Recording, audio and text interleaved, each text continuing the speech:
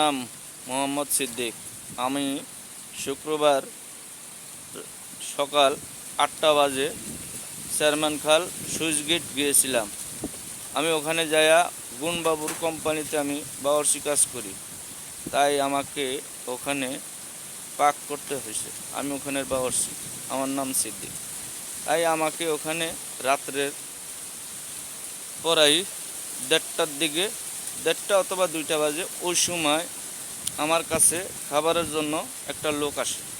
তাই আমি বললাম যে ভাই, আমাদের এখানের অফিসের খানা, এই খানা আমি দিতে পারবো না। তাই এই কথার পরে কিছুক্ষণ পরে আমার বলতাছে খাবার দিবি না। আমি খুশি, আমি অফিসকে জানিয়ে তারপরে খাবার দিবি। এই মুহূর্তে আমার কাছে দুজন লোক আসছে, আমি তাদেরকে চিনি না। পরে জানলাম একজন বাচ্চু শর্মা, একজন সোহেল শর্মা। তারা রাত্রে আমি খাবার দিইনি, কয় তুই জানাস আমি এখন মদ খাইয়ে, আমাকে বলতেছে আমি মদ খেয়েছি, তুই খাবার দিবি না কেন? তোর খাবার না দিলে তোকে ওখানে পিটাম। আমি এই কথার পরে কিছু বলি নাই।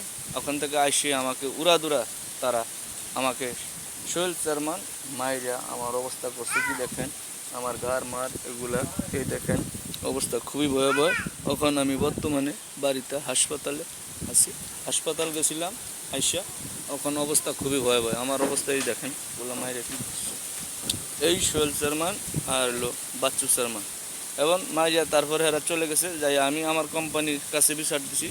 দেওয়ার পরে কোম্পানি বলছে ঠিক আছে, এটা দেখতেছি কী হয়েছে পরে জানি। এই ঘটনার পরে আবার তারা আমার কোম্পানির সামনে, আমি খাবার রুমে ঢুকছি, আবার আইসা আবারও আমার কোম্পানির সামনে আমার এই যে কান মান সব কিছু এগুলা দিয়ে আমার অবস্থা খুবই খারাপ করে লাগছে। দেখেন আমার গাল মাল সব ফুললা, অবস্থা খুবই ভয়াবহ। এই যে আমার এই দেখেন এই গার মার এগুলা আমি এখন লড়াইতে পারতাছি না, খুবই আমার খারাপ লাগতেছে। তখন আমি বাড়িতে আসি, তখন আমি তার কেন এই ধরনের কাজ করে তার আমি বিচার চাই এবং ওই এলাকার এমপির কাছের থেকে আমি এটার প্রতিবাদ জানাই যে এই ধরনের কাজ করে মদ খায়া 5জন মানুষ মদ খায়া খাবার দেয় না দেখা, এটা তো তার খাবার না, এটা হলো আমার কোম্পানির খাবার। আমার কোম্পানি অর্ডার না দিলে আমি কেউ খাবার দিতে পারি না। তাই এই কারণে আইসা আমার কোম্পানির আমাকে মারছে, আমার কোম্পানির সামনে আমার ধরিয়া মাইরিয়া দেখেন অবস্থা করছে কি, মদ খায়া, মদের গন্ধে তাদের কাছে খারান যায় না, মদ খায়া আমাকে ধরিয়া মাইরিয়া একে একে 2বার আমারে মারছে।